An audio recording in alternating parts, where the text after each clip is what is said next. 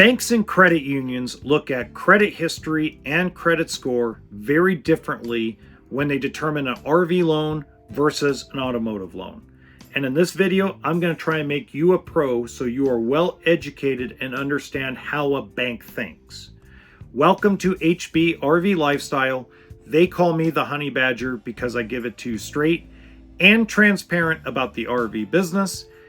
I'm going to make this really quick and simple for you guys, okay?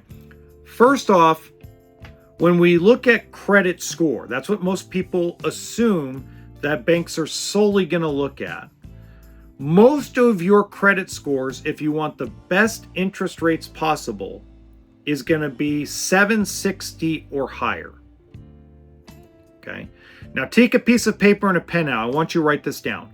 If you are 760 FICO, all the way up to the max, which is what, 850, 875, depending on the time of month, etc., you are going to qualify for the best interest rates possible through either credit unions or banks. Now, when you're at that level, if you go to a credit union to get a loan, the max most credit unions are going to do is 15 years. Most of the banks that work with dealerships will go 20 years. Okay. Now, write this down again. If you are between 700 and the highest credit score possible, so 700 and over, then banks will still look at you for a 20-year term as long as you're financing, write this down, as long as you're financing over $50,000. Now, banks and credit unions have something in common though. They will give out a 15-year term if the amount financed is above $25,000. Now, once you get under 25 grand, generally you're looking at a 7 to 12-year term. Okay. Now, here's the kicker. This is where everybody gets a little upset, so bear with me, okay? If you are 689 FICO score, in this industry, you are considered, this is a bad word, bad credit. Don't shoot me. Don't shoot the messenger, okay? But anything really under 720, banks generally consider that subprime. Now, if you later on in this video, I'm going to go over the gray area. And what I mean by the gray area is what I call fair credit. Fair credit, really, in my mind, is that 670 score to 719 score, 720. Okay? And it's what I call no man's land. Because a lot of you folks that have those scores are either young and just kind of starting out. You got a couple automotive loans under your belt. Maybe you just qualified for your first mortgage. Some of you are self-employed, so you carry a little heavier credit card debt than most other people. So it's not really bad by how you and I would look at it, but it's not what the banks and credit unions really want to see. Remember, they look at a RV as a toy. They do not look at it as a need. They look at it as a vacation on wheels. And there's high risk because, let's face it, during the Great Recession, 08 to 2010, people took their rigs out in the middle of the desert and just stayed in them and abandoned the banknote. And trust me, you try repossessing something somebody lives in. That's going to be pretty hard, wouldn't you agree? So they look at credit and a lot of other things very differently because let's say you were a 685 score or even a 675 score.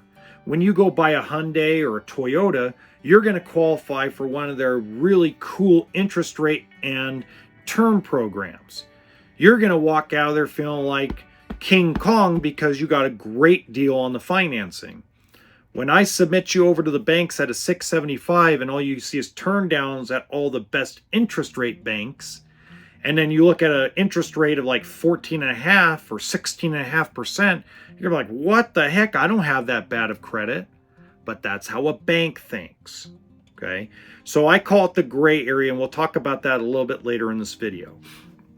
Okay, now when you get into that 640, 550 to 640 range, by the way, minimum FICO score is 550 to get an RV loan.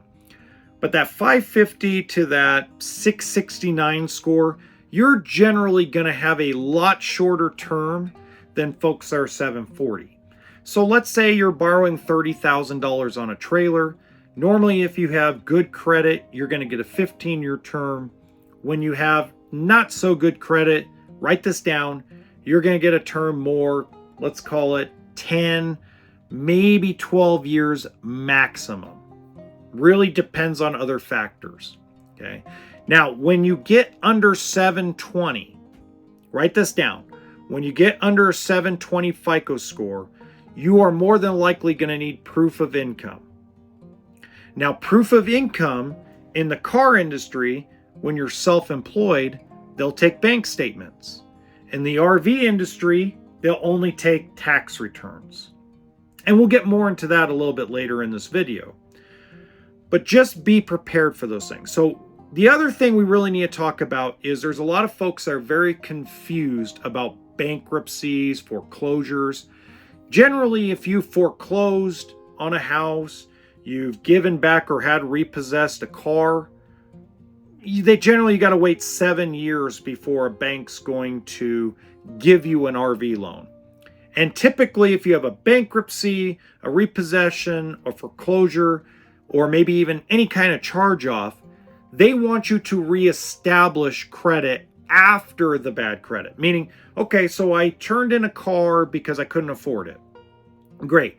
3 years later, I still haven't done anything credit-wise, but now I want an RV. Not going to work, okay?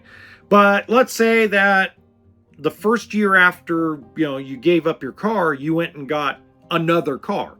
You decide, okay, I'll take the 30% or the crappy interest rate on a car because I need one.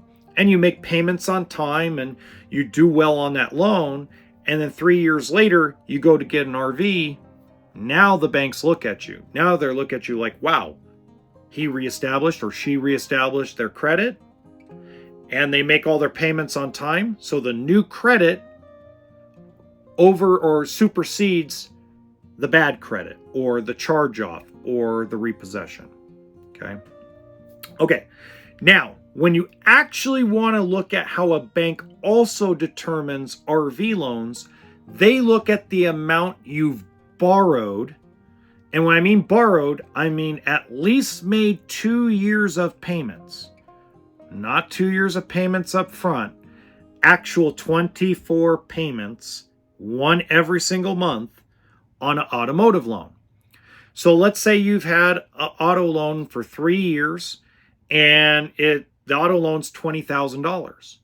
Generally, a bank or credit union will give you between $25,000 and $45,000 on an RV.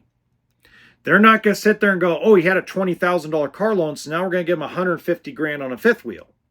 That's not how it really works.